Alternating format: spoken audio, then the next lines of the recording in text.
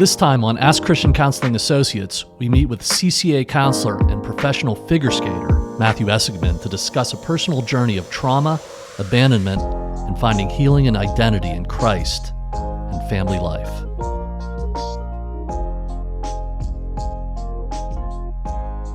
Matt, thanks for being with us. Thank you. I'm really looking forward to being here with you guys today. All right, awesome. Well, so Matt, just for the audience, you are a counselor at CCA. Yes, I am. You had, tell us a little bit about that. Tell the audience, what you're all about at CCA. What I'm all about at CCA, that's a really good question.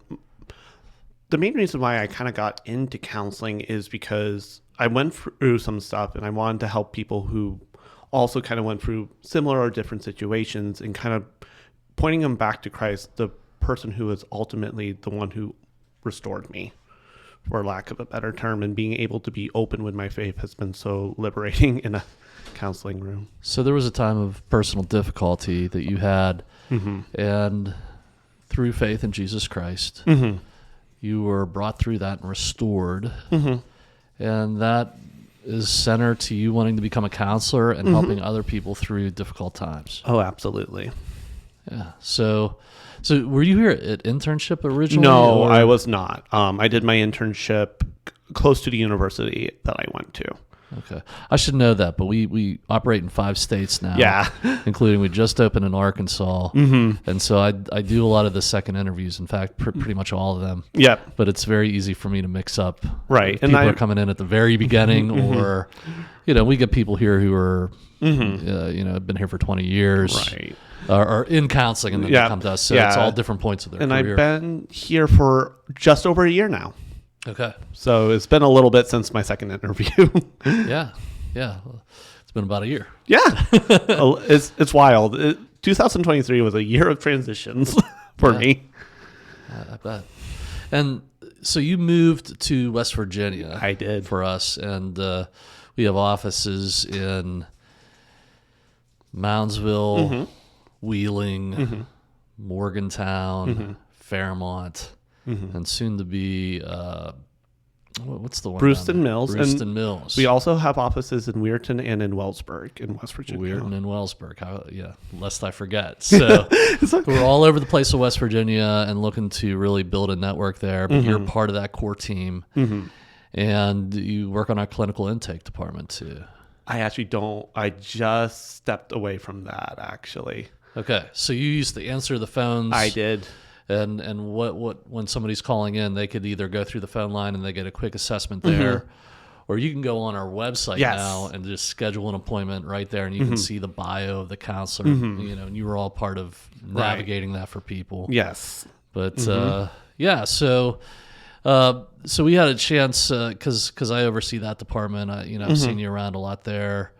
Even though I'm from the Greensburg area. But then we had a training in EMDR where you were a volunteer for me. And we also do group therapy training. Yep. So we've had a lot of interactions, but at that EMDR training, me and you decided that it would be good to have you on the podcast, tell more of your story. Yeah.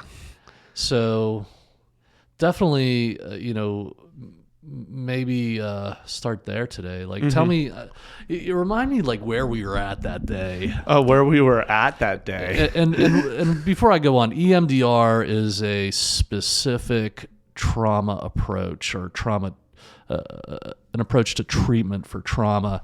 It's well respected in the clinical community, and many of our counselors know how to use that technique. Including myself now. Including Matt and myself. Of course, I was doing the training.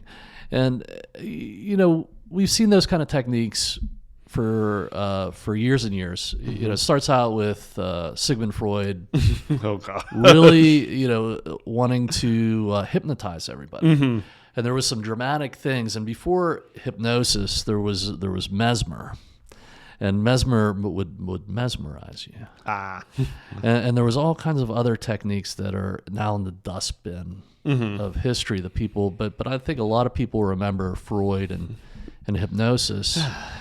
And he thought that was going to be the true movement of healing for people back then who had hysterical neurosis. They would be catatonic. They would have very bizarre types of symptoms. And we don't think about hysterical neurosis nowadays, but he was having some kind of effect with that. And he eventually abandons that technique, though, finding that it's really not what it was heralded to be. He was also, he thought cocaine would be a good medication. He also had to abandon that. So we see a lot of these kind of things happen in psychology where they're looking for the golden BB or the thing that is going to present the cure. And what we see just as a principle in trauma, even though we'll train people in specialized techniques, is that problems aren't cured. No. They're managed more effectively as we grow. Oh, absolutely. And from a Christian standpoint, we want people to see that as they follow Jesus Christ, as they engage his design, that growing in Christ helps us face our problems in life. Not that that's what Jesus is there for, but that is part of living, is that we can grow. Yes, and we can face our problems. And in God's design, we see that happen most effectively, that we understand life most effectively. And so that's at the foundation. But a technique maybe in one place or another can help. Oh, absolutely. And that's where EMDR, it involves eye movements. It involves reintegrating traumatic memories. And sometimes it can help a lot. And to be honest, sometimes not so much. Doesn't really help. Yeah. So it's something that we can try. Some people out there think it's like hypnosis that Freud thought would be the greatest, biggest next thing. I could see that, but yeah. Yeah, we don't hypnotize people here. We don't allow for that. Oh, absolutely. And EMDR is not hypnosis. It is just a psychological technique that works off of bilateral stimulation. So we're sort of geeking out about clinical things like trauma. But that's where we met. We were at this training and we were really getting into it, and you allowed yourself to be a demonstration person, which I really appreciated. Because I've been a demo person many a times. That's how you do it. You want to learn something, you gotta do it, experience it. So you were right there. But what were we talking about that day? What was going on that you volunteered? I mean, do you want to get right into it? Or Probably some context would be extremely helpful. So before we get into what we were specifically talking about, is I was a figure skater for a long period of my life, from like 10 years old. Then I trained consistently till I was about 24. So for a part of that journey, I was living in California. Okay, and explain this to the people, because you see figure skaters on TV, but maybe not. You don't meet a counselor who says, "I, in a former life, was a figure skater," and you're not saying like, "Hey, I went to the rink on Saturdays." No, I was homeschooled in order to do this. I trained 4 to 5 days a week for about 2 to 3 hours every day, including off ice or just going to the gym, and kind of did ballet. I've done yoga, you name it. In figure skating, I've done it, except for competing internationally. That's the only thing I really don't have in my resume.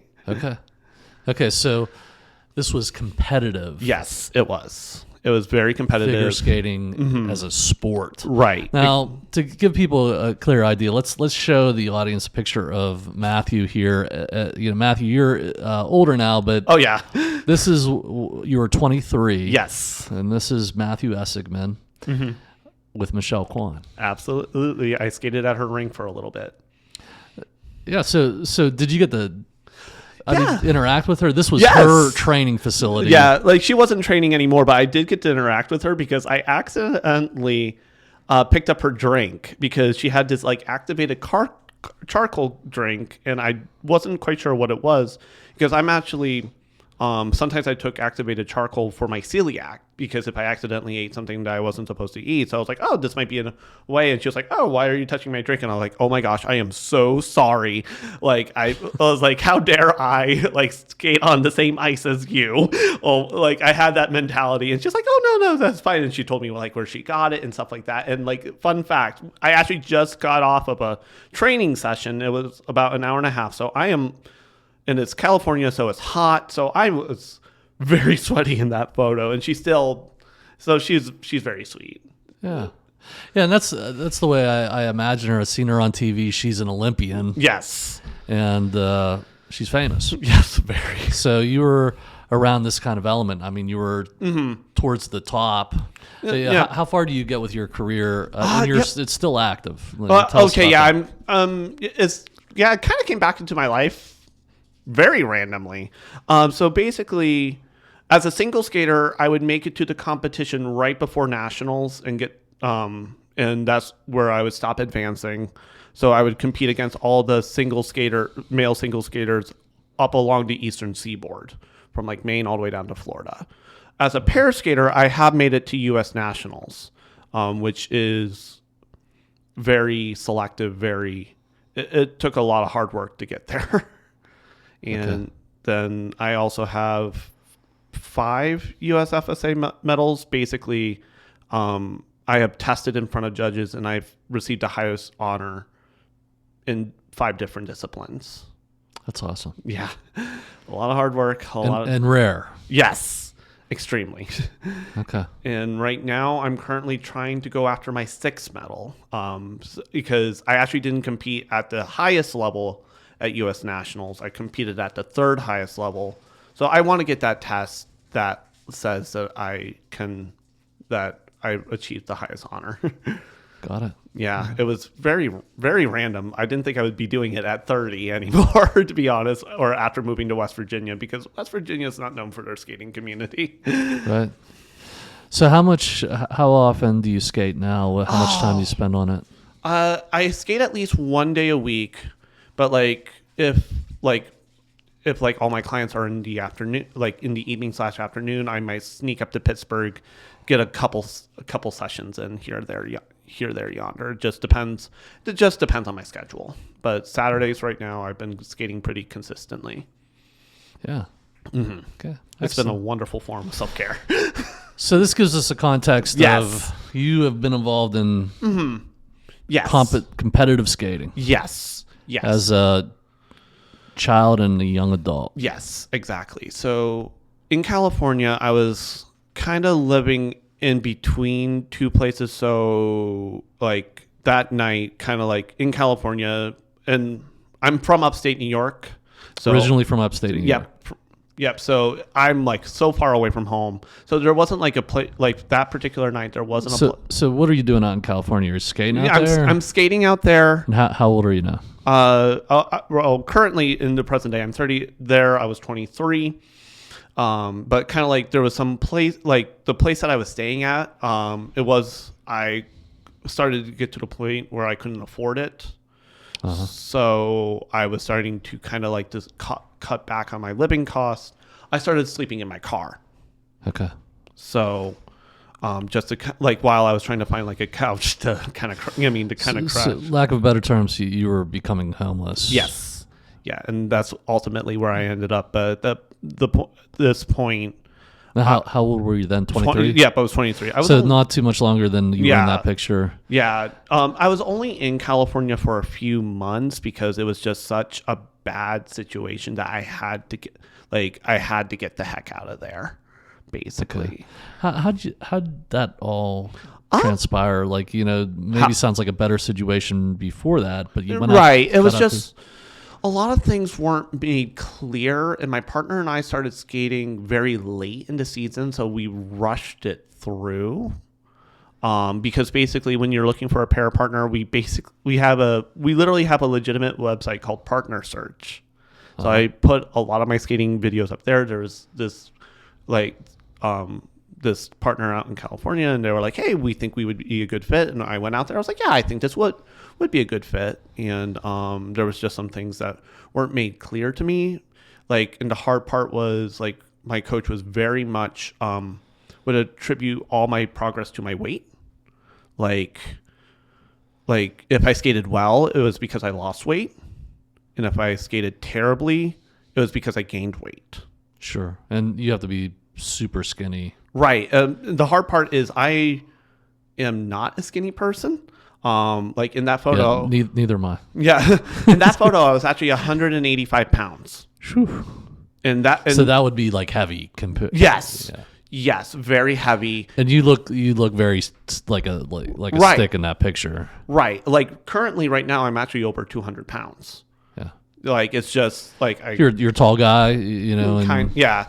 A lot of good old fashioned American farmer in me. Yeah. Like, so kind of like I look at a pair of dumbbells and I gain 5 pounds. Right. I remember Kurt Angle. I don't know if you know him. No. He was an Olympic Greco-Roman wrestler. Okay. Yep. And he later, after that, became a WWF guy. Okay. But he was from the area. You remember Kurt Angle? No, the guys over here don't either. Kurt Angle was he was a wrestler around here from Pittsburgh, and he was a gold medalist. He was really good. And then he went on he was like selling ostrich meat. I remember that. I think it's probably still around, but I mean, he's famous. Like he's had a wonderful career. But anyway, he would say that people would want him to lose weight, and he always thought I wanted to gain weight. Right. And he was a heavyweight, and it worked out for him. But it was rare because people were like, "What?" You know, because you're always starving yourself or doing something like that. Yeah, I remember one time him telling me that, and all I had that morning to eat, and I was so proud that I actually ate that morning. I had a banana and some yogurt, and like because sometimes I would purposely starve myself before going to sessions, and it was. Yeah, that's part of the training. Yeah, it was, and it was just so like I knew I was in trouble the first during my first session after okay, I'm gonna go ahead and do this, and if I remember correctly, the first words out of his mouth was, "Oh, you lost weight." I was like, "Oh boy," I was like, "I'm in trouble," but yes, so. Well, it seems to me that in those competitive environments. It's very focused on winning and in figure skating, I would imagine. Oh yeah, looking. Oh yeah, is part of that. Yes, and it's so hard to kind of like break out of that cycle and things of that nature, because it's like if you look at the poor girls in Russia right now, they're doing quads, which is phenomenal. They're like this big around. It would shock because the camera puts on weight. Yes. So it makes you even look more than you are, and that's part of it. It's not a real view of the person. No. But your coach was making you very conscious about body image. Right. And I always kind of struggled with it beforehand, because I would try to lose weight because I knew I was quite heavy. And it just felt like no matter what I did, it just felt like it was never enough. No matter because that the skating is very a very perfectionistic sport as well. So I one time got a random critique about my fingers, because they weren't here, they were just here. So making sure your palms are flat, fingers stretched, and things of that nature. And it's very. Sometimes some of the comments you're like, okay, that's very, very weird. But I love this. I do ultimately love the sport, but sorry, I kind of geeked out about figure skating. No, you obviously are very into it. Yeah, because it was a major part of my life for over I can't do math right now. Right. And now you're a CCA counselor. Yes. So yes. We're keeping you balanced. Yes, exactly. So kind of what we were talking about at the training was I was kind of on the verge of homelessness. I already had put my stuff in a storage facility. Yeah. But I was getting ready to fly out the next day for a skating competition, and I just could not find my wallet. So I thought I found a decent place to park, because basically what I learned very quickly was you shouldn't park in the same spot every single night. You need to keep moving, and there's different streets, because the hardest part was my car was still registered in New York, and maybe this is not the case anymore, but New York doesn't allow tint in their windows. Huh. Or I remember having a car and removing all the tint, but everyone in California, because of the sunshine, has tint in their windows. So it just like, it felt like I was living in a glass bowl because like basically everyone could see me, but like I just couldn't find my wallet like anywhere, and I was just like ruffling around In the car. Yep, in the car. And it was like I needed to have it. I was flying the next day. I needed some form of ID. I maybe had my I maybe could have found my passport in a pinch, but like it had like my credit card, my debit card, like things that I would need. Yeah. Up at the skating competition. Then all of a sudden, like in front of me, maybe 500-ish feet, I saw a police car, and I didn't pay any mind to it. But next thing I knew was come out. All I heard was come out with your hands up. I was like, oh, he must be talking about someone else, not me. You know, like not me. Yeah. It just, and then I heard it again. I came out with my hands up. He had his gun out, which was terrifying because I was like, so you're in California in a strange place on the streets. Yes. Rummaging around in your car, and the police are now attempting to arrest you. Yep. Then the next thing, gunpoint. Yep. The next thing I knew, like I was walking, like obviously did what I was told, you know. Yeah. Hands up. Yep. I was like, I am not going to. It was like I'm sure that, like while I was walking there, it maybe only lasted like 30 seconds, but like all I could think of was like, oh, this is just a misunderstanding. I'll just tell him, I was like, hey, I'm just spending the night in my car. I just cannot find my wallet. I was like, you know what I mean? The next thing I knew, my hands were behind my wrist. There was something on my wrist and my hands were behind my back. So they had cuffed you. Yes. Yeah. And I was just like, what? And then he was like, please sit in the vehicle. I was like, yeah, like basically it felt like it probably was a little bit longer, but it felt like within 60 seconds of me exiting my car, I was sitting behind the backseat of a police car. So this is a form of what we would term invasion trauma. Mm-hmm. And we're not speaking against the police. No. They were well within their rights to do this to you, and they were following procedure. But they, you know, in order to arrest you, have to come inside your physical space. Right. And you're disoriented during that. And so vulnerable. Like, what is happening? Right. And feel like you're part of, this is a mistake, I'm not doing anything. Right. And all of a sudden, you're at gunpoint. Right. And right. being cuffed. And right. I hope our audience is imagining this. There's many people out there who've never been in a situation like this, cannot imagine. It's upsetting and startling. Yes, for sure. Like the whole exchange the whole shebang probably only took about 5 minutes. And you're doing the right thing. You're putting your hands up. You're following instructions. Right. Still, it's intense. Right. And the worst part was I was working at a restaurant at the time, and so I just got off a shift. So my eyes looked a little, and I was training all day, so I was tired, so my eyes looked bloodshot. Yeah. So it was like, oh no. And all I could feel was like my heart in my chest. I was like, what is going on? Yeah. So to clarify, and this is just a way of describing this. Yeah. The invasion is emotional. It's physical. You know, this adrenaline is pound. You know, your heart's pounding. You're scared. Yes. You don't know what's going on. Confusion. You know, we're reflecting on, you know, this kind of experience happening quickly. Yes.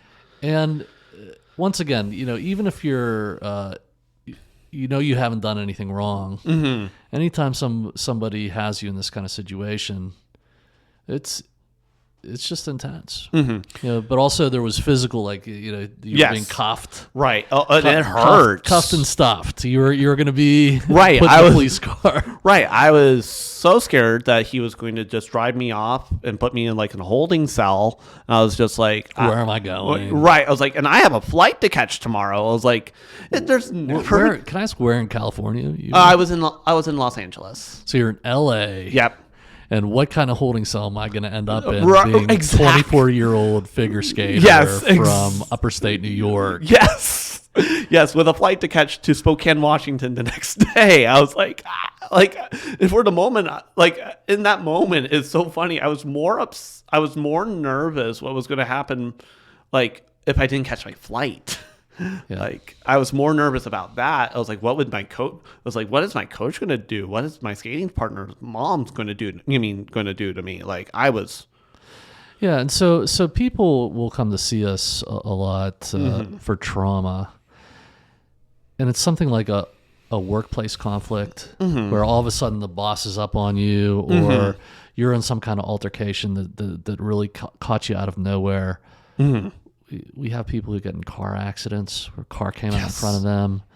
These types of invasions into our physical and emotional space can really wreak havoc on you. Sure. And it's peculiar. People don't think about it usually unless it's happened to them. Exactly. But there's plenty of people out there just were in a real unexpected space. Now, of course, around here we don't get tornadoes, but that's what you think of as like I was in a life-threatening, tornado was coming up on my house, knocked over my house. I was in a hurricane. I was in a flood.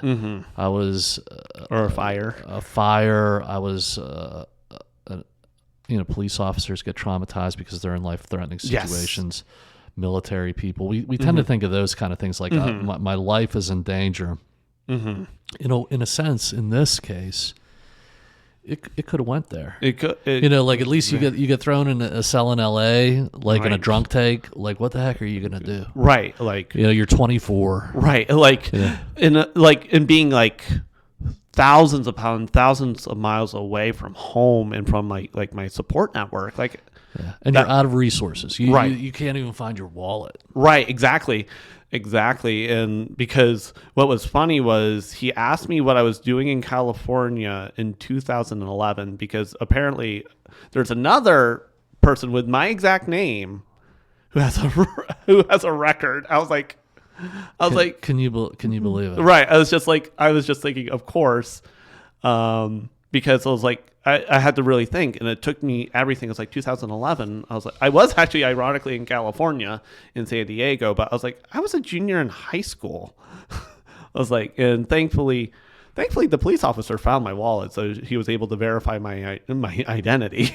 Yeah, it's funny, that happens a lot. Like we were registering for business in Arkansas, and there was another Rich Hoffman. Oh dear! And so I had to go through this big thing of proving that I'm not that Rich Hoffman. Right. And there's another Rich Hoffman here in Greensburg who apparently owns fast food restaurants. Oh. And I'm always asked, do you own a Burger King? And I'm like, no, I don't. So. These kinds of strange things happen. Yeah. And it's part of the story. All of a sudden, you're explaining yourself. Right.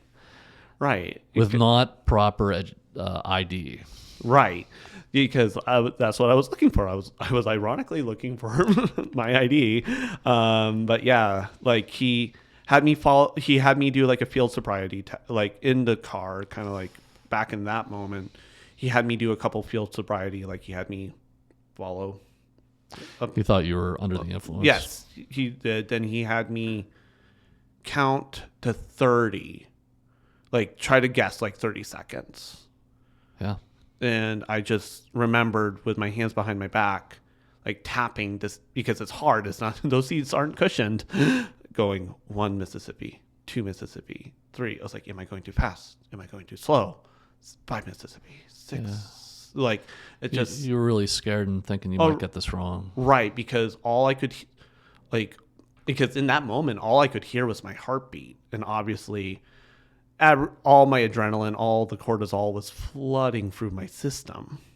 Yeah, you have such a hard time being rational in those moments because because everything is working against you, and I couldn't I was like, I just wanted it to be done. I wanted it to be over. I wanted to just be let go. I was like, I'm clearly not drunk. I tried to show you my, because this is going to foul up your skating deal too. Right, exactly. And I just, because I wanted to I was like, in my pocket is like, because when I would punch out at the restaurant, and it was like, I literally punched out like a half hour ago. I was like, I literally clocked out a half hour ago. I was like, I have my punch out slip in my pocket. Mm-hmm. Like, I don't remember what came of that, because it was still very much a blur, because like it used to be like every time I thought of it, I would actually instinctively like tap whatever was behind me, because that was so ingrained in me. So like after that, he was like, okay, he was like, you really should. Apparently I was in a dangerous part of town. Yeah, LA is dangerous from what I hear. Yeah. Like, I wasn't in Compton. Okay, it could have been more dangerous. Right. Guess, so. Ironically, I just spent the night in my car in Compton. That was funny. Now it's funny. But he was like, yeah, just don't spend the night here. I was like, I heard you loud and clear. And he was like, oh, I put your wallet on the windshield of your car. Thank you. As I went back to my little car. So you eventually get out of it. Yeah. And they were realizing that you're right, doing what you're supposed to be doing. And in that kind of area, that they need to check on that. Right, exactly. Like, I don't blame him at all. I mean, personally, I wish we would have talked before the cuffs went on. Getting cuffed, yeah. That must have been very unpleasant. Oh, yeah. Like, I still actually don't wear anything around my wrist. Okay, so till this day. Right. Because I remember being in grad school, and one of the suggestions for time management was to wear a watch. Yeah. And my first instinct was, oh, no, absolutely not. Like, I didn't say that out loud, but like, then I was like, oh, wait. I was like, why don't I want to wear a watch? I was like, oh, right. Like, I was like, I couldn't move my wrist. Yeah. So. Yeah. So all this time later, 7 years. Yep. Ish. Yeah. Wow. It's still sort of, could be triggered by having something around your wrist. Right. Like, I've gotten, like, obviously, like, it would probably be better now since I actually wear, like, my wedding ring to have, because besides, like, my piercings, those are different, though, because they're actually in my skin, not outside of my skin, as weird as it sounds. But, yeah, like, I don't, like, the idea of, like, wearing a bracelet, like, if, like, my wife came up, like, I would only wear it for my wife. If my wife was like, hey, I got you this bracelet, I'd be like, thanks, honey. And I would wear it for a little bit and go, oh, I wonder where, then misplace it. Now, this is personal. Yeah. Because plenty of people have been handcuffed. Yep. Unfortunately. Yep. Or been in these types of situations. Mm-hmm. You were vulnerable to that. Mm-hmm. And that happened before the incident. Mm-hmm. What in your mind led up to being vulnerable to this kind of thing? Because even to this day, it's just sort of like, this is something.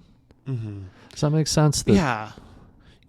I mean, the hard part was, I think I was just in a really weird space, because part of, like, I love skating, and clearly I love skating, but, like, part of it is I didn't know who I was, to be completely honest with you. Like, okay. I didn't know who, like. Now that's a familiar theme nowadays, Yes. and that people are like, and they'll come to us and say, and there's all different kinds of form of that, but identity. Mm-hmm. And, so I would say, an example would be somebody who's in their 40s, who've been working all their lives in some profession, all of a sudden realizes they hate their job. Mm-hmm. And like, even as a Christian, I could get to the place where I say, I wasn't supposed to be who I am. Mm-hmm. Because, I had, even though I grew up in a very loving and a very godly household, like, my dad's a pastor, my mom has done every ministry under the sun. She's still the Awana Sparky director at our local Awana. So your parents were Baptist, Yes, devoted to the church. very devoted. I mean, pastor's wife. Yeah, and it's actually really cool about my parents, not to brag on them, but my dad has been in the ministry for 25 years this year, and he's only been at one church. Wow. It like that's so unheard of. He has been making such big strides in that community, and it's so neat This to is see. upstate New York. Yeah. Well, his church is actually in Pennsylvania. Okay. We live it's a 4-mile drive to the church. The parsonage is in New York, but the church is in PA. It's Okay. So you're up north. yeah, I'm in the corner. Kind of. It's weird. I'm technically in the southern tier. So the biggest PA city we're kind of near is Mansfield. I don't know where that's at. Kind of like it's kind of like North Central. North Central PA. Yep, North Central PA. Okay. So that's kind of where the church is. So yeah, obviously I was How far away from York? from York. Hours. Okay, it's way north. Right. York's to the south. Right. We're the closest PA office we would be Erie. Okay. We would be east of Erie, about 3 hours. Okay. Yeah. So we're. I just think of. We have offices in York and Hanover, as you know. Yeah. Oh yeah. I've referred quite a few people to those offices. Love those places, and we have offices in New York, but not up in that area yet. Right. No. We're. It would be about 2.5 hours to Jamestown. Okay. Ish. I just did that drive. But. Yeah. So anyway, don't let me distract you. With It's okay. Our CCA logistics, Yeah. but your parents are in the Baptist church. They're devoted, and Right. And I was raised to, and one of their prayers that they would constantly speak over myself and my siblings was that we would become men and women of God who feared him and shunned evil. Yeah. And that was constantly prayed over, out loud. But there was just some things like after undergrad, I was I started my season of doubt. I was still identified as a Christian in California, but my faith was far from real in this moment. So you as far as identity, your Christian identity, there was a time of doubt. Explain to me, and to the audience, if you share, how does that, what direction does that go in for you? For me, I felt like I allowed skating to be my only source of identity, probably from the time I was 13. I started when I was 10, probably about the time I was in middle school, high school. It was my only source of I feel like it was my only source of identity. The town that I grew up in is less than 1,000 people or 1,000 people. I was such this. Everyone knew me in town as the skater. They didn't know me as Matt, and it was hard to kind of become confident in who I was outside of skating, and kind of and I was good, but I never as I said, in figure skating, if you're not top 3, top 5, I was top 125. Right, you're not going to make the career that way. Right. I mean, you could as some kind of ancillary person, but you were getting into the fantasy of I'm going to be number one. Right, and that's the goal of every skater. Is of course Scott. Why spend all that time? Scott Hamilton said it so poignantly. He said, figure skating is the sport of show-offs. Sure. Because we're always trying to one-up each other. But yeah. It's very egocentric. Yes, it is. So kind of and then once I was kind of trying to, after college, trying to figure out, I had this degree. I actually studied to be a pastor. And I was I don't want to do this. I don't think God wants me to do this. But I was so you have like undergrad training in pastoring? yes, yes, I do. And just for the folks, one of the things we talk about is Christian counselors are asked to preach out in churches, especially things regarding mental health. So I've been coaching the staff to say, you could be a supply person. I'm invited to speak. I wouldn't consider myself a preacher, but we should always be prepared to give a gospel message. Oh, for sure. But so you could still do that, man. Yes, I know. It's just not. I don't feel led to do that at this time. Like I'm starting to become more comfortable because especially after moving, I'm like, I don't know this community at all. And part of it is just like knowing and understanding like the needs of the community. And obviously now I get a front row seat to it now. Well, you're training to do all these things, and you're in this intense identity as a skater. Everybody's regarding you of that. Right. What does that leave you vulnerable to? It just like to people who can say that they can take you to like the next level, or just the idea of I can't do X, therefore I'm worthless. Like all or nothing thinking. Like I really even sometimes I catch myself doing it. I was like, nope, that's not true.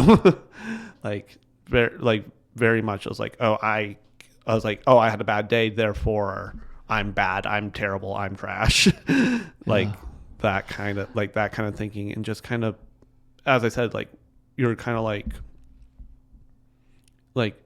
here's your opportunity to skate at a higher level if you just jump through all these hoops and are willing to kind of allow it to consume you more. And it was just, I felt like no matter what I accomplished, it wasn't enough. I needed the next accomplishment. It's like, if I just make it to U.S. Nationals, I'll be happy. If I would just make it to here, I would be happy. You know what I mean? It was such, I felt like Sisyphus, I don't think I said his name right, pushing a stone up a hill. Camden, can you find us Sisyphus? Yeah, like I just felt like no matter, I couldn't rest until this magical day that it was going to finally be enough. Yeah, so where are your parents in all of this? Do they realize that this is going on for you? Because I could just imagine that you're spending a lot of time with other people outside of the house. Right, because actually I grew up, because my grandparents actually lived closer to the rink. I would live with my grandparents during the week. Here's Sisyphus. Yes. How do we say this? Sisyphus? Yeah. So it was a Greek mythology would say that this person is being punished. I forget the story. Can you bring us a synopsis of that? But he's pushing a rock up the hill, and he gets all the way up the hill, and then the rock rolls over him. And it'll just constantly roll back down the hill or over the hill. I don't quite remember. And he has to start over. Right. He constantly for an eternity. Exactly. And that's kind of like in the cycle that I felt like I was stuck in. The hard part was at the time, being in your early 20s, my parents were like, they tried to be supportive and loving. Like they were like, they would constantly check in with me when I was in California. I wouldn't tell them the whole truth because I didn't want them to fly out and pick me up. And my dad at one point was like, Matt, why don't you just come home? I was like, I can't. I was like, I need this accomplishment. I need this. I was like, this is going to make me the better skater, the better person, a person of value. Like, so let's talk about just another aspect of trauma, abandonment trauma. And the definition of that is when, this happens when love, attention, care, nurture, and affirmation are not given. Or you're in this kind of situation where it's so conditional it can be lost. And here you're set up for a hope where I'd imagine that there was just a lot of times where you were just completely alone. Oh yeah. or it was so like, if you're not able to do this, these people will ditch you. Mm-hmm. Or you're out here in California and everybody that you know who's affirming you is back in New York. Mm-hmm. And that would lead you vulnerable to this kind of situation where it becomes damaging. Mm-hmm. Oh, for sure. Yeah. Oh, so it doesn't have to be physical, mm-hmm. but a lot of people get into relationships that get broken, mm-hmm. and it really does cause a lot of damage, and we mm-hmm. would consider that trauma. Oh, for sure. So that was going on in your life, mm-hmm. and you were being set up for that mm-hmm. from a very early age, mm-hmm. and somehow this was missed.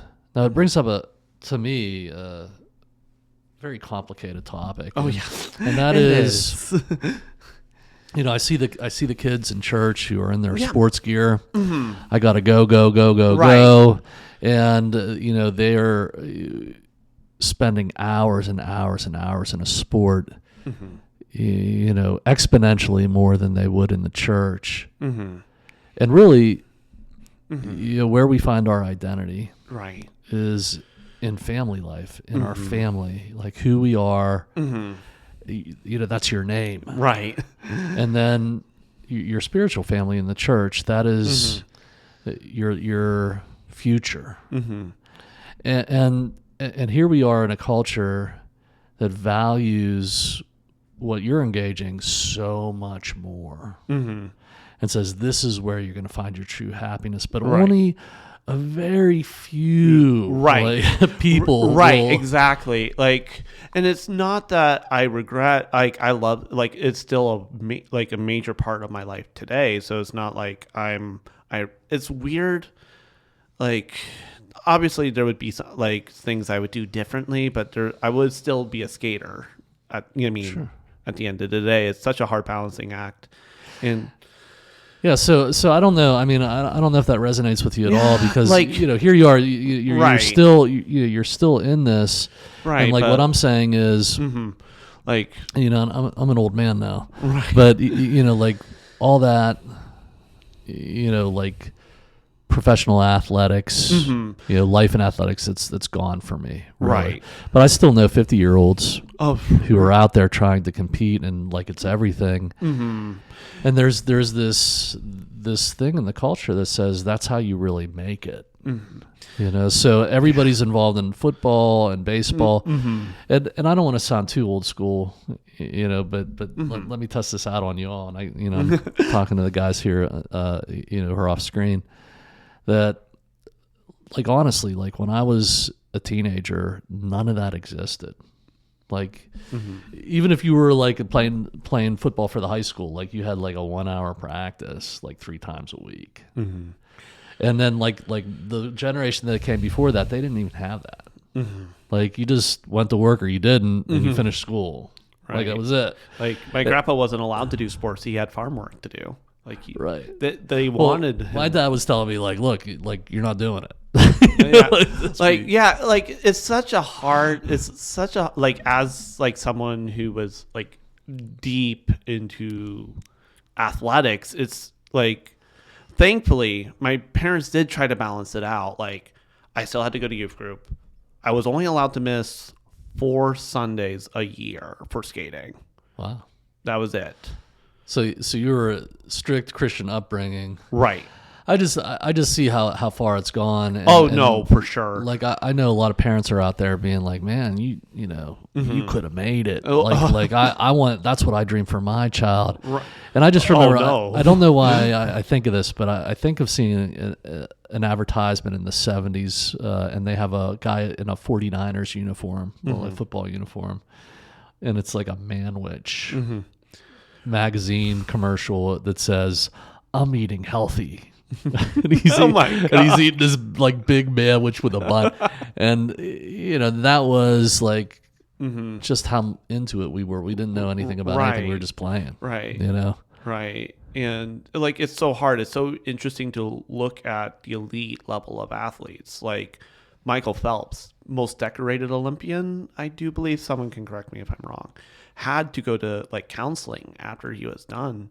he didn't know who he was outside being a swimmer. So like, if like, use me as a cautionary talebearers, I guess, because it's like there's so much, like, it's so hard because I can see all the things that skating has taught me. It taught me to be tenacious. It taught me to be creative, but it taught me toxic perfection. Like, to be able to look at it for what it was. That was a major task that I had to do, was look at skating for what it was, not to add anything else to it. To kind of, because it took me a long time to say I regretted going to California. Mm-hmm. It took me a long time because I made it to U.S. Nationals. I still have my Nationals jacket. I'm not going to throw it out, but it took me so long to articulate because it was so counter to my identity that I regretted going to U.S. Nationals. Christian Counseling Associates is ready to serve you, providing a wide range of counseling services. Christian counseling is accessible to everyone.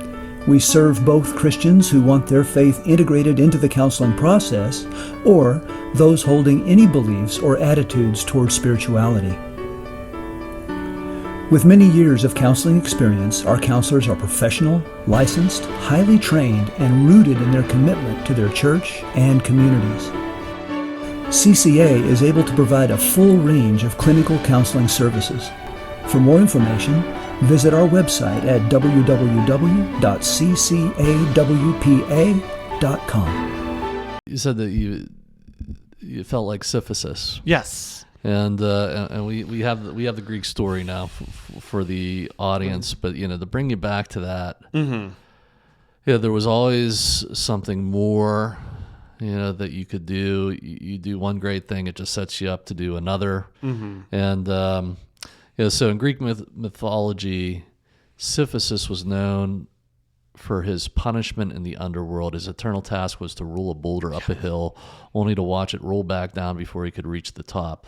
The futile and repetitive labor has become a symbol of the somewhat absurd nature of what we go through as human beings at various points of our lives. As many of us know, like, life has no rhyme or reason at times, and it can be quite a vicious picture. Despite the seemingly hopeless nature of his predicament, there are valuable lessons we can learn from Sisyphus that can be applied to mental health and well-being when we feel that life's challenges are getting on top of us. So, I don't know, what we could take from Sisyphus other than, but in this sense, it was a sense of hopelessness. Right. No matter what you did, you'd have to do something more. And you among like top athletes, I'm sure that you can get a picture that, wow, these people are going to be out of reach. Like they're just better. Right. Like, no matter how much I improved, I couldn't like break past a couple of skills. I just could not. Yeah, so we have people like they're jet pilots, and they can't do the thing in their mind that they need to do to get the, you hear these stories, these top performing, and the abandonment, the trauma becomes that you have to abandon that dream. Yeah, right. And I was like, oh my God. And being able to like, the only way I was able to even start this conversation was coming back to Christ, because like, being a skater was like, for the longest time, one of my sole sources of identity. So I didn't know who I was outside of it, because I didn't develop my relationship with God. Like, I knew, like I studied to be a pastor. I know theology. I know a lot. Like, I knew a lot about him intellectually. Yeah. The relational aspect is something that I'm still working on with him. And because, like, God is like, sometimes, like, when I try to talk with God, he's like, Matt, you know a lot about me, but you don't let me know about you. Like, I really try to use Psalms 139, 23 through 24 as like a guiding post with my relationship with Christ. I can quote it roughly. It's, search me, O God, and know my heart. Try me and know my anxious thoughts. see if there be any grievous way in me, and lead me to the way of everlasting. It just reminds me that, like, I don't have to always come off as polished for God. Yes. Like, I don't, like, he can see me for where I'm at in that moment. And there's a huge comfort within there. And it's still hard sometimes, because sometimes we want, like, I remember that metaphor was like, oh, if God's coming into the space, what would you clean up?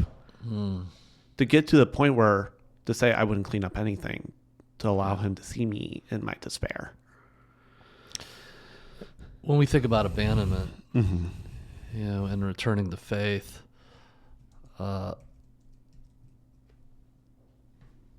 in Hebrews 13:5, I will never fall.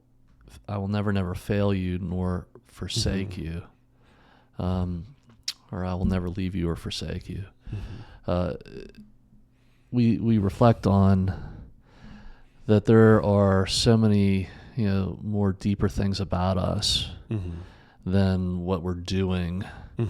And so, in this moment of abandonment, abandonment of the dream, and things are happening like California, where it's just, there's a lot of damage being done. And somebody could look at this and be like, well, they're resilient. Like, I could have done that or whatever. Yeah, maybe they could. But personally for you, right. that becomes like a breaking point. Right.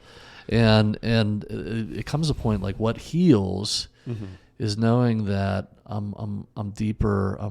There's more to me than being a skater. There's more to me than achieving this. And maybe some people would take that as a cop out or something, like, oh, is Christianity just gives you a break or something? No, it is a deeper sense that of your value and worth and what God is really calling you to do. And in moments where we realize that I could tell you, just as somebody who's an expert in psychology, like, wow, how can I get somebody to embrace that kind of thing in their life? If they can stand on that, man, they could be released from this. But people don't have that. No. Because I find it interesting, what I've kind of noticed in my practice is that people will use anything to go, like, this is why God does not love me. This is why God has forgotten me, or like, God's so far away. And there are seasons, like right before coming to CCA, if you had told me at the beginning of 2023 that I would be moving to West Virginia, I would have looked at you like, what are you talking? What are you talking about? We're very glad that you're in West Virginia. Yeah, so am I. But it was just like, it was definitely a God thing to get here at CCA. But oh my goodness, sorry, I lost my train of thought. Well, so Hebrews 13:5, keep your lives free from the love of money and be content with what you have, because God has said, never will I leave you, never will I forsake you. Right. And I don't know, what these things promise us, and here it's saying love of money, but I know the world, promises us something, holds it out in front of us, and then it abandons us. And then we realize that we have more in the life that God has truly to call for us. And a lot of times we're mistaken. Like, I thought it was going to be this. Right. And here I find myself. In Moundsville, West Virginia. Moundsville, West Virginia. And I love West Virginia. The New River Gorge. Have you ever been there? No, I don't think so. Oh my gosh, you got it. It's where that big bridge is. Oh yeah, okay, yeah. I know I've seen pictures at the bridge. Cameron, can you find that for us? Just see that. We walked over there one day. We traveled through West Virginia not only for work but to go to Liberty University, and many great places there. But Moundsville is the place where there are old burial sites. There's mounds. Yes, yep. Right across the street from the old state penitentiary. Yeah, and it's, some people get creeped out by it, but it's just that definitely, like, you realize, man, there's been a lot of stuff going on here. Yes. these big burial mounds that the indigenous folks in West Virginia had before anybody else got there. Yes, it's definitely unique, and like it's so interesting. Like my first like couple of months, I was like, oh yeah, I'm from upstate New York. They're like, oh, what are you doing out here? I was like, I got a job here. Yeah. So check this out. This is the New River Gorge, and you can walk underneath that bridge, and it seems like you're a million miles up when you're on that thing. Oh, I bet. But then they have stairs that'll go all the way down the mountain, and you can. There's all kinds of outdoor stuff to do in West Virginia. It's wild and wonderful. It is wild and wonderful. There's another picture. You could stand up on that rock and look down. Yeah, it's like that's been kind of like on our bucket list for my wife and I, just to do some stuff around West Virginia. Yeah. So you thought it was going to be L.A. Right. Yep. I thought it was going to be L.A. for a while. The story's not over yet. But no. Even if it ended here, God is showing you beautiful things. Yes. And just because that dream changed, and you experienced some abandonment, what and what all this training and faith gave you. Right. Allows you to be a counselor today and a family man and everything. And this life is so much better than trying to force it on your own, because I think back then too, and it's something, especially now working in ministry, I have to kind of like test my thoughts with, is like, okay, am I doing this to earn a gold sticker on God's fridge, or am I doing this because out of love and devotion? And it's like, not to say everything has gone amazingly since living in West Virginia, but like the sense of peace that I have is so profound. Like, that's wonderful. Like there's still stuff that I'm like, okay, my wife is actually studying to be a counselor as well. She's actually, ironically, at school doing a intensive module right now. That's awesome. Yeah, like she's actually hoping to do her internship here eventually as well. Well, tell her to give me a call. Yeah, well, she will. Oh, she will. But like, so it's just, there's a lot of things that like just figuring out married life, living in a new state. So we did all the transitions, minus one. Not a dad yet. Yeah, well, that's that'll come. Yeah, I don't know if we're talking about that today, guys. No. We might cut that one out. Yeah. My daughter gets married in 2 weeks. Wow, congratulations. July 1st. Yeah, very excited. And and then my youngest daughter will leave for Liberty University. Wow. And so all our kids are now adults. Dang. I should say. So I'm on the other side of that. Wow. But I would say that this kind of thing, trauma and loss. Mm-hmm. We get to a place where, are we more than what we do? Is it about a gold star? And sometimes that's tested. Mm-hmm. And so I know. Just right now, like with inflation being so high, and people like there's people out there. There was a company down in Pittsburgh that laid off 300 people. Oh wow! And we deal with people who've lost their jobs and things. Mm-hmm. It's tough for us to talk about because we can't imagine it. But what happens if something that we felt sure was going to be there goes away? Like, who are we really? Mm-hmm. And that's really what was going on with you at a very young age. And I hope the folks out there, maybe reflecting on their lives, we might have to go through something like that. Mm-hmm. And so there's this resilience in you, mm-hmm. Even though that did some damage, some you were traumatized, mm-hmm. you were still prepared to come back from that. Right. It took a while. Because because I moved back. I was only in California for 6 months. So when my grandma and I drove across the country in my 2007 Ford Focus in 4 days. Wow. She came out, watched my last major competition, and we took a road trip back home. And so, like, for a while, like, when I was homeless, I was in church every Sunday because, well, it was a place that I could just exist. I didn't have to worry about staying in a place for too long or someone telling me to, like, move along or to, like, not lay down. Like, I could just be in spaces. Then coming back home, I was like, God, why did you let that happen to me? Like, I was like, why? You know what I mean? Like, I just was so... Why did he let you become homeless? Yeah, like, why? And the whole exchange with the police officer, I was like, why did you let this happen? I was like, I thought you were supposed to always be protecting me. And I was like, that's it. You just created me. You don't actually care about me. I'm going to do my thing. See ya. Like, I even actually remember telling my dad at Thanksgiving that year that I no longer considered myself a Christian. I was basically living like the Israelites and Judges, doing whatever was right in my own eyes. Yeah. Like, just all the unhealthy coping mechanisms, like throwing myself into a relationship that would have never been healthy, regardless of circumstances. Like, because I was just so, in that, like, span of time, I was craving for love that I felt like I didn't deserve. So I thought, like, oh, if I just keep changing myself, someone will love me and I will learn to love them.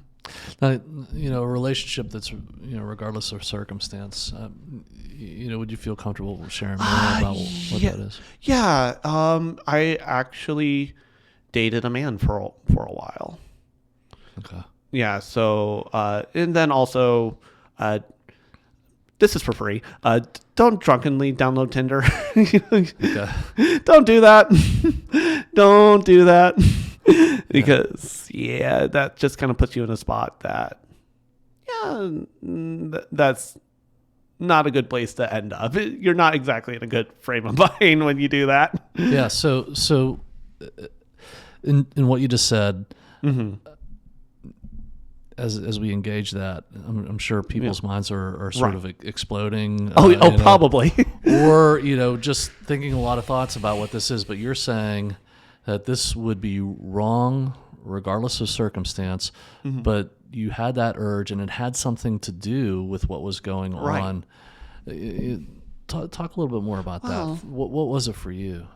Well, it was just, I saw everyone around me getting married, being in love, and I was like, why don't I have that? So I was like, so I was in a spot where I could be honest with myself. I was like, okay, I am attracted to women and to men. Yeah. I don't have my Christian morals anymore, so bottle of wine later. What the heck? You know what I mean? Because, like, I wouldn't have been able to articulate in that moment. I was just craving for love that I didn't feel like I received. Like, ever. Like, and that's not the case at all, but, like, in that moment, I just felt like, I was like, maybe if I just do this, people will be happy for me. People will be proud of me. Like, I was just... So maybe if you engaged a homosexual relationship, that people would affirm you. Right. And a layer, like a deeper layer. And just kind of like... I'm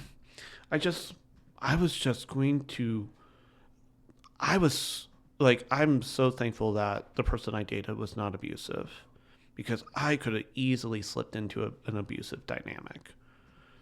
Because I was going to turn off every part of me that the other person hated and only turn on the things that the other person liked in me. I was just so broken and I actually still have a hard time, even though I came out of that traumatizing situation, I still have a hard time remembering the first 6 months of 2000. Like, the trauma happened in 2017. The first 6 months of 2018 are still very blurrish to me. Like, I only remember two distinct things. I remember driving across the country, which, if you get a chance, please go ahead and do that. Yeah, I would love to. It's so pretty. Just don't do Route 80. And I remember not wanting to eat salted almonds.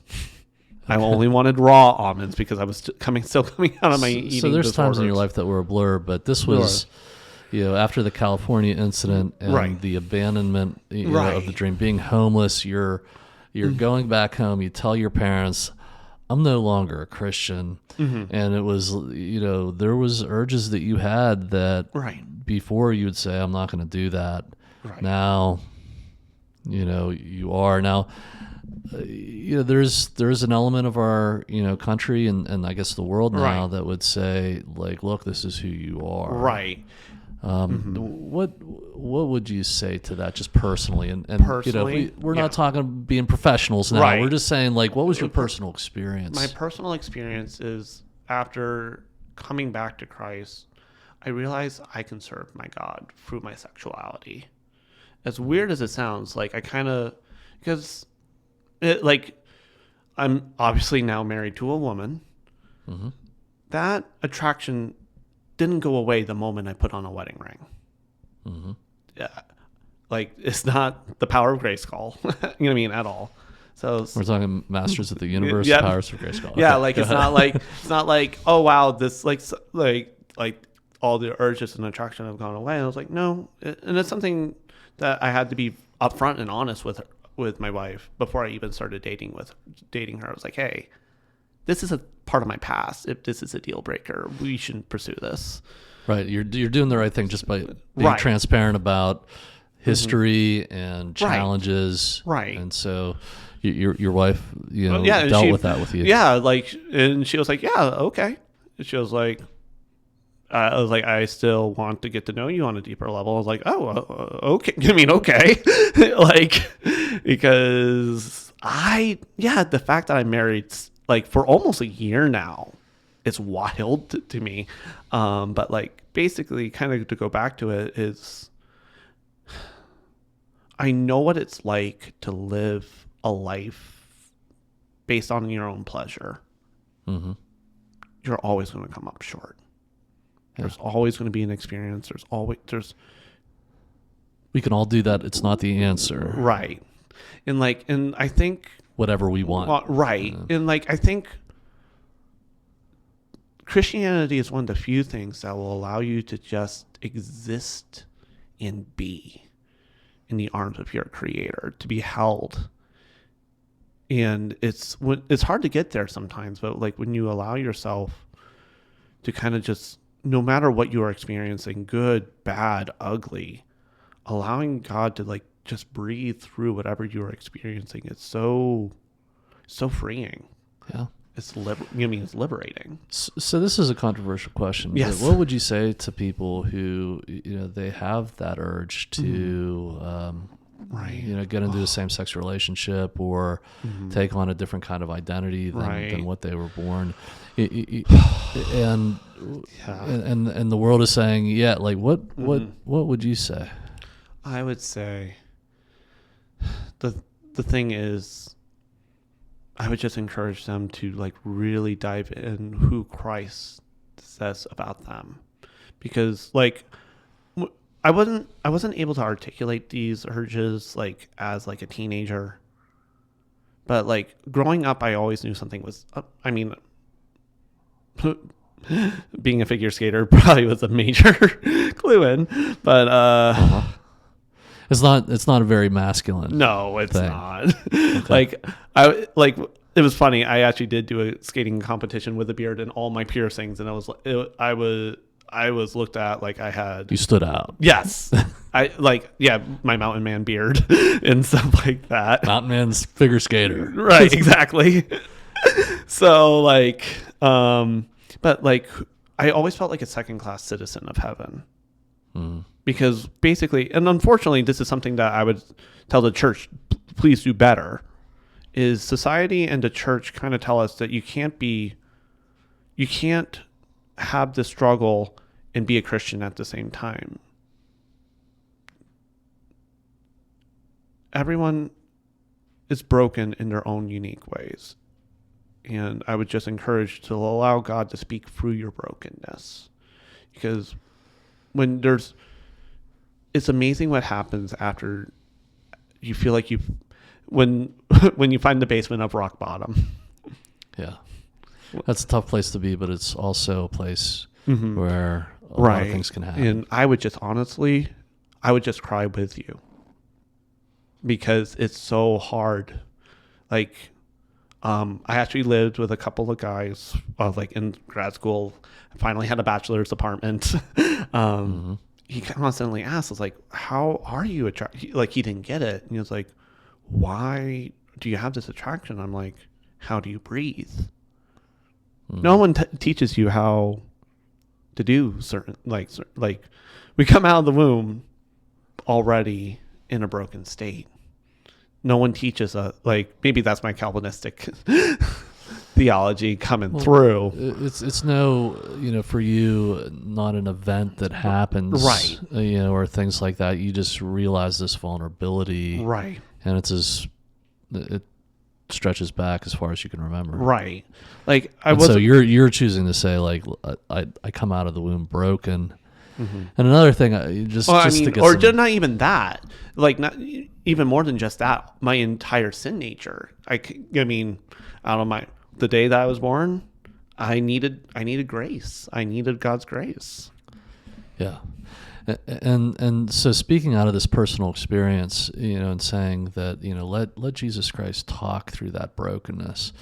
Maybe if we could just unpack that a little bit more.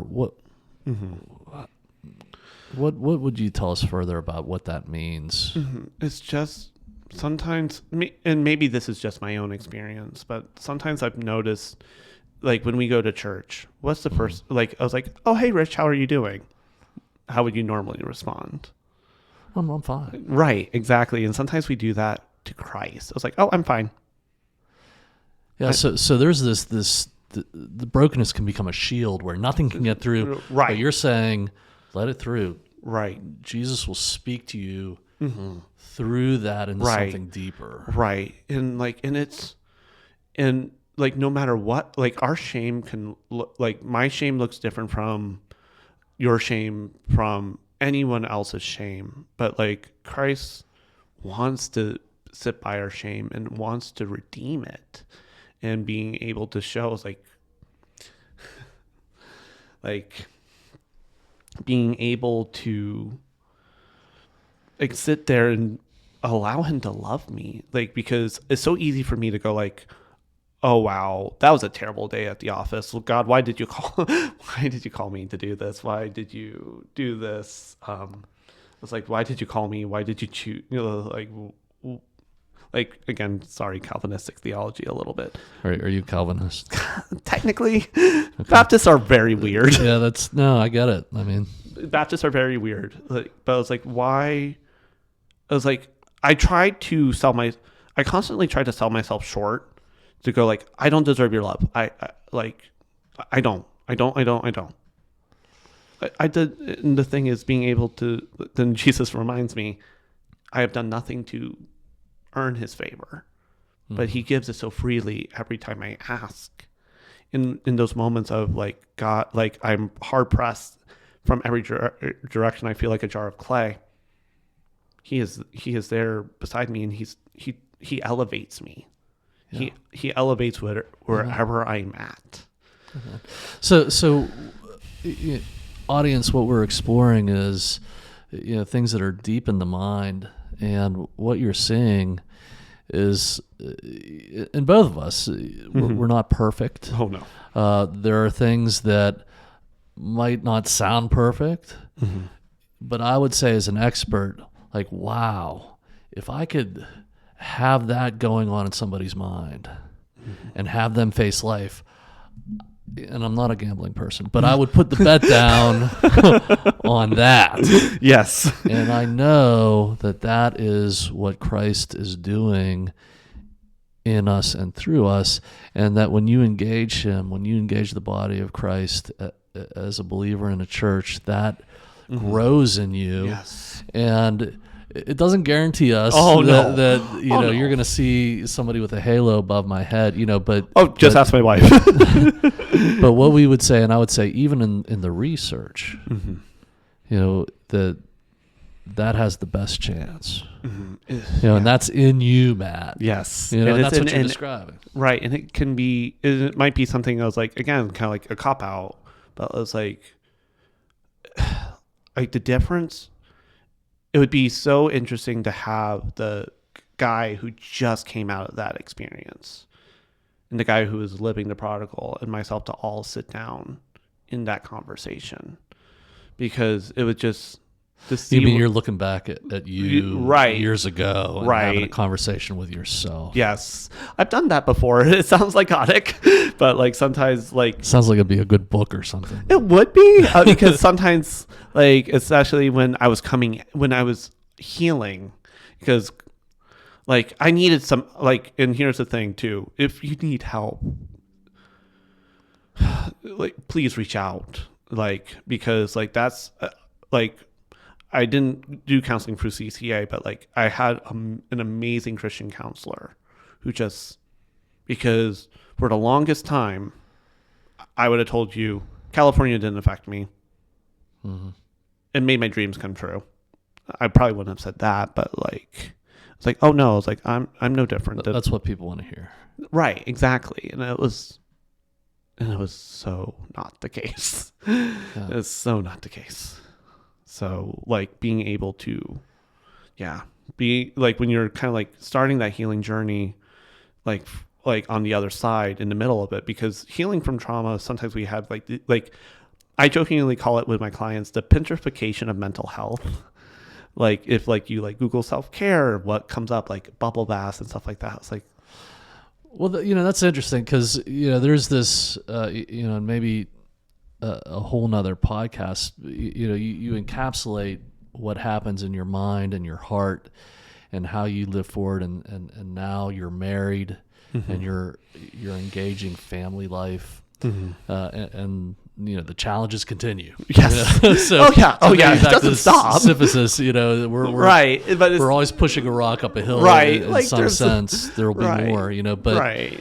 But there's a lot that happened in between there. But that's the sum total, is to say, I knew that situation was mm-hmm. not right. It could never be right, mm-hmm. and I knew that God had not left me or forsaken me. Right. I found God. I did not.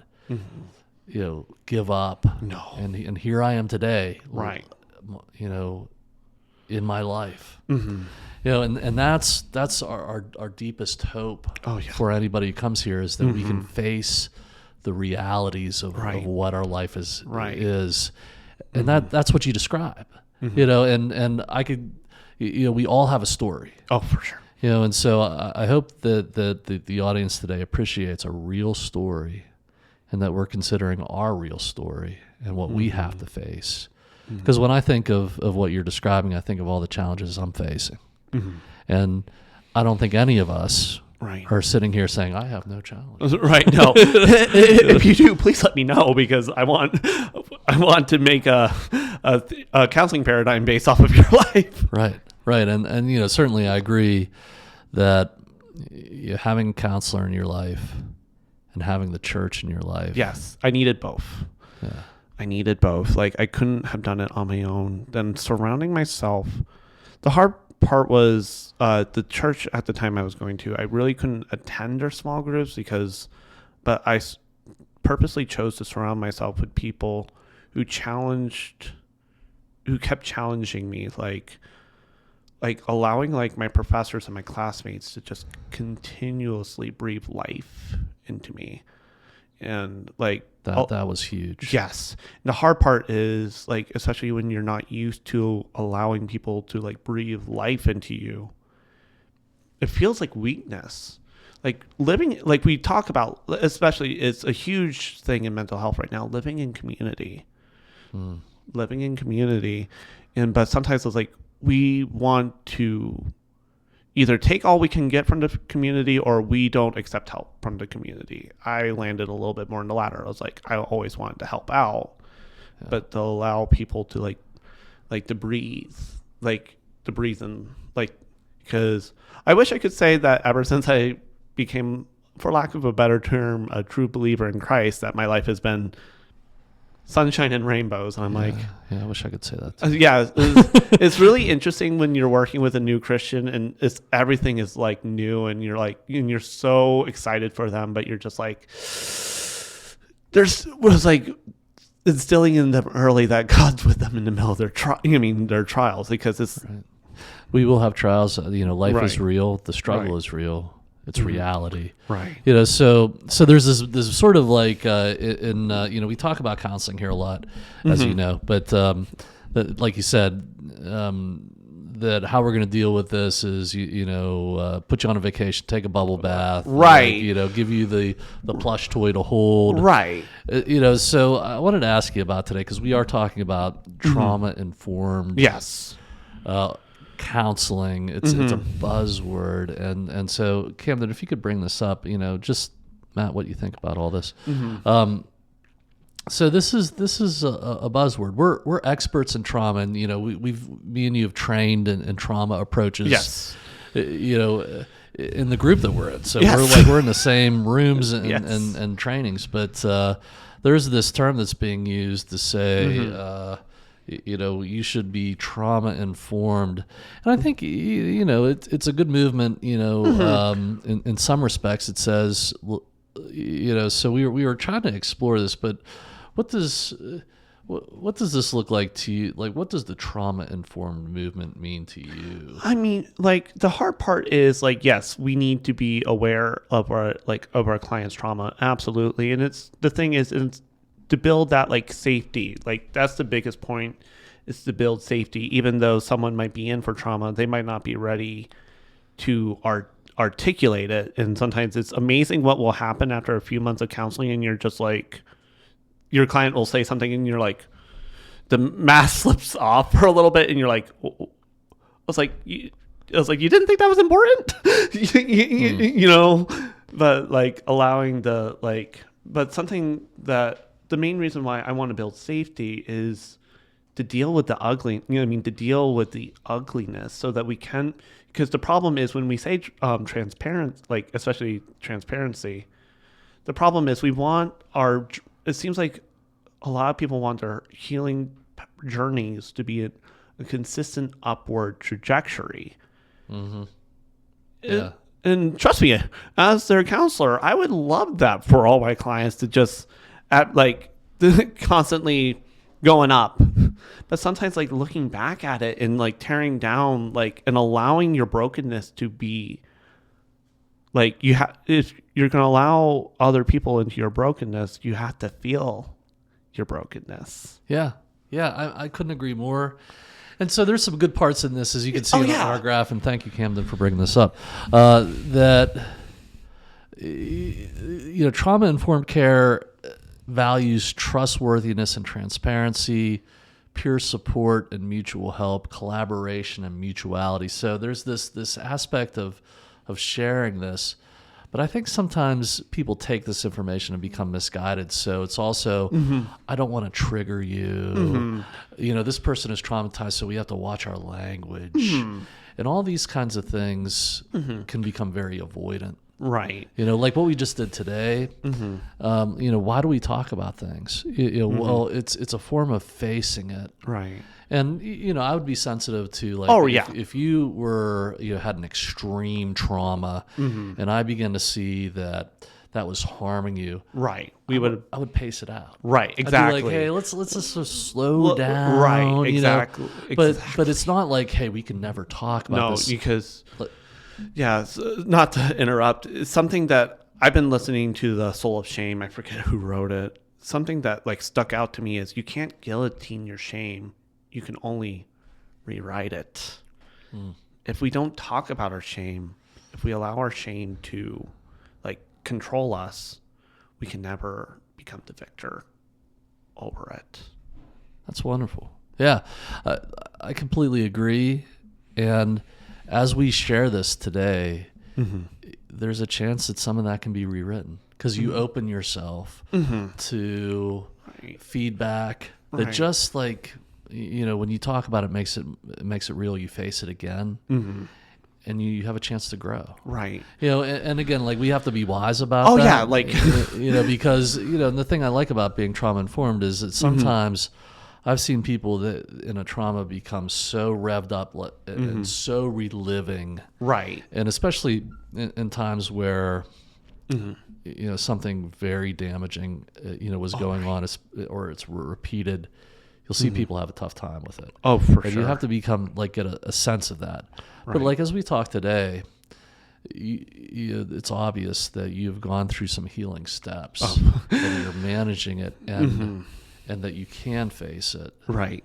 And I think that we have to realize that trauma is very common, in the sense that there's all things that when we remember them, they upset us. Right. And so understanding the nature of the trauma, expressing, how this truly sits with you or how you feel and how you experience it.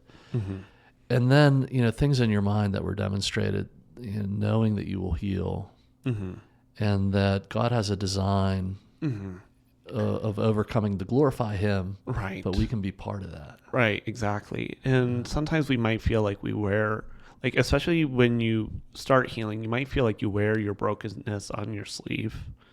But then eventually, the more you realize that God has been such a healing force in others and in your own life, it starts fading a little. It starts fading. The scars they hurt less. Yeah.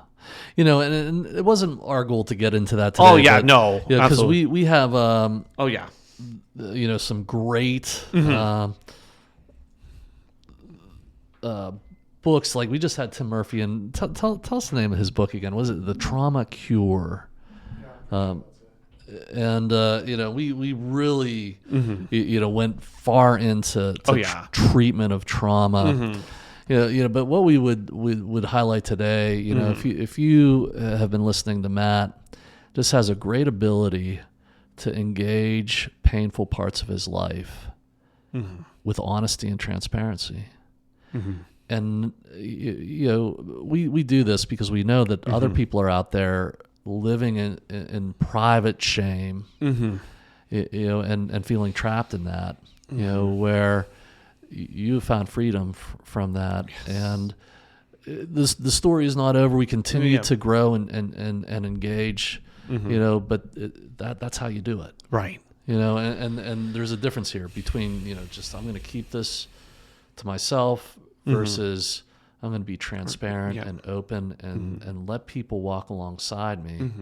We all have things that we need to share. Yes. And we've done this group training. That we have a whole process here that engages people all along the continuum of healing.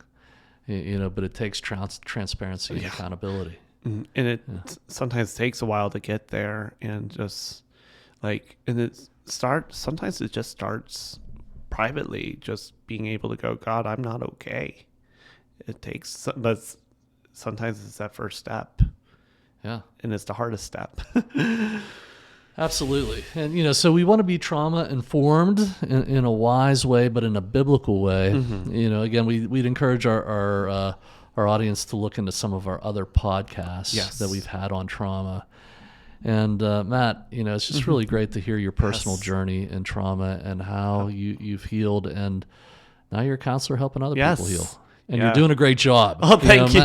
Matt Essigmann is a great counselor with CCA. You should check him out on our website. And if you're in West Virginia, you could schedule an appointment with him. So Matt, thanks for being along with us today and helping us get to know you more. Absolutely. And I hope you'll come back sometime and talk with us more. I would love to.